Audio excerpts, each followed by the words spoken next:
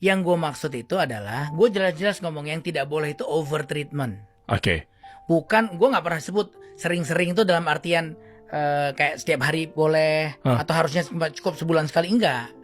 Jadi kebutuhan skincare, terutama basic skincare ya, basic skincare tuh sabun, moisturizer, sunblock, itu boleh lo pakai harian. Nah, yang bermasalah apa? Kalau misalnya treatment tambahan yang apalagi yang sifatnya ada exfoliate nih, ada yang menipiskan kulit nih, yang sebenarnya di tahap-tahap tertentu itu bagus bikin kulit kinclong. Nah itu boleh.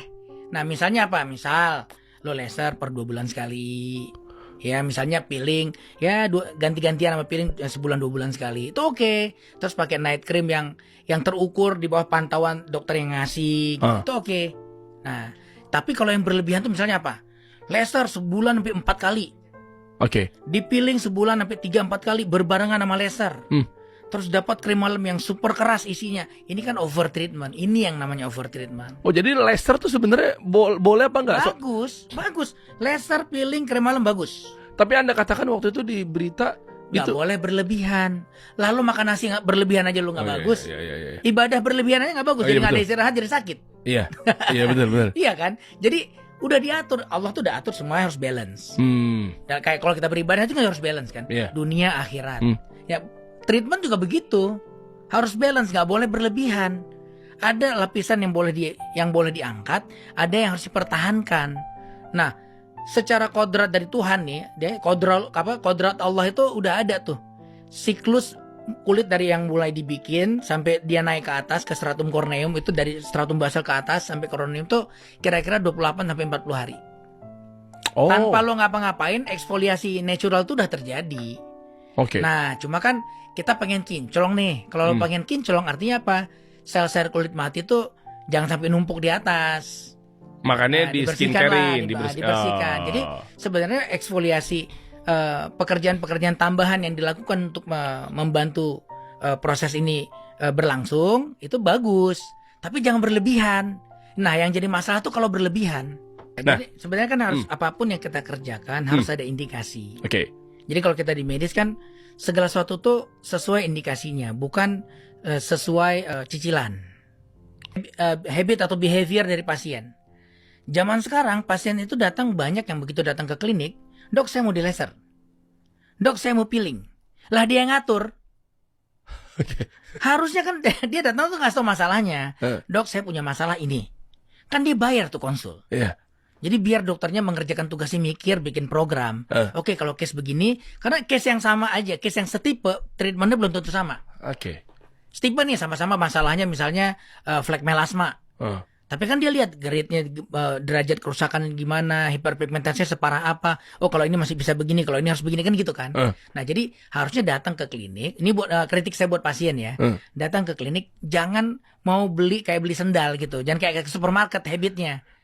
Gue mau ini dong, gue mau odol dong, gue mau deterjen. Jangan. Kasih tahu masalahnya apa. Dok, kulit muka saya kok begini ya. Saya ngerasain gini.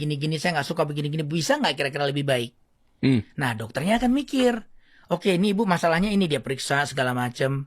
Kalau dia perlu pemeriksaan tambahan dia dilakukan pemeriksaan tambahan sampai akhirnya keluar diagnosa yang tepat, baru dia buat oke, untuk mengatasi masalah ini kita akan usulin tindakannya ini kan gitu kan. Gitu baru nanti keluar di situ, oh ternyata perlu laser, oh ternyata perlu peeling misal gitu, oh ternyata perlu krim malam, oh ternyata perlu supporting buat moist kulitnya dan skincare dan lain-lain. Nah jadi biar dokternya yang mikir. Nah ini salah satu kritik gue ke pasien. Juga kebiasaan lain yang sering beredar di alam nyata nih, ya. Misal gini, pasien berobat pengen kinclong, nyobain suatu produk tertentu nih. Katakanlah nih sekarang langsung ke dokter yang nanganin. Ya. Kita belum ngomong skincare bebas nih, masih yang produk yang dari dokter. Datang ke satu klinik atau ke siapapun itu yang megang dia gitu. Dia ngerasa kinclong, bagus nih pakai produknya. Dia pikir kayak selai roti. Karena bagus, enak, tambahin lagi. Nggak bisa. Jadi ingat, kulit kita itu ada turnovernya. Yang tadi siklus yang gue cerita di awal tuh. Ya. Jadi kita harus menghormati itu. Nggak bisa kita papas lebih cepat. Kita paksa gitu. Melebihi dari kemampuan kulit itu berregenerasi. Gitu. Akhirnya apa yang kita angkat bukan kulit yang harusnya diangkat.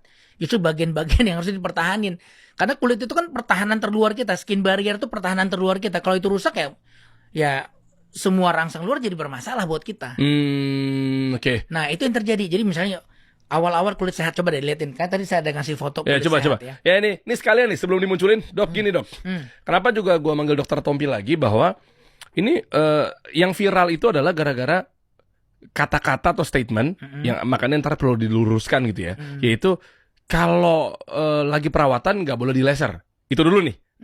Yang katanya akhirnya jadi masif efek bola salju. Kalau flek nggak boleh laser. Iya, kalau flek nggak boleh laser. Yang beredar itu. Ya kan kalau flek. Tapi kata-kata tidak boleh laser. Tidak boleh laser. Padahal yang gue maksud adalah tidak boleh di laser dulu.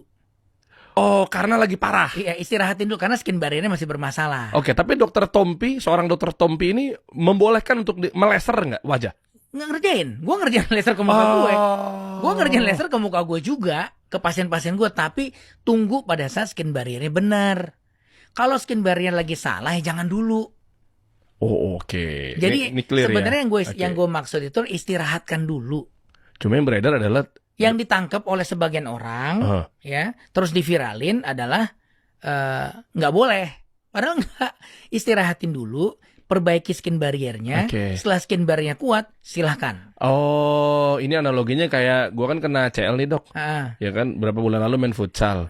Ya kan, fisioterapi segala macamnya. Ya kan, kayaknya lagi bermasalah nih. Nggak masalah. Terus akhirnya gue bilang sama si terapisnya, gitu kan, Mas, ini saya mau main futsal, nggak usah aneh-aneh lu Der, gitu. Suruh istirahat dulu. Jangan gitu, dibegeng dulu, tunggu sembuh dulu, baru dibegeng kan gitu. Oke. Nah sama, kulit kita juga begitu. Pada saat skin barrier lagi bermasalah, kita harus hati-hati karena ya itu tadi lagi rentan malah memperburuk. Jadi kalau, dan yang gue omongin itu pun, yang tadi gue bilang sebaiknya diistirahatin dulu, itu adalah protokol gue.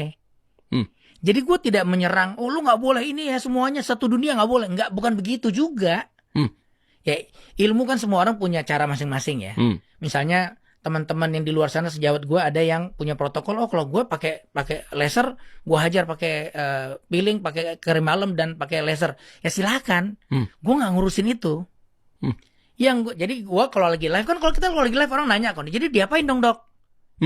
Kalau saya, kalimatnya itu tuh.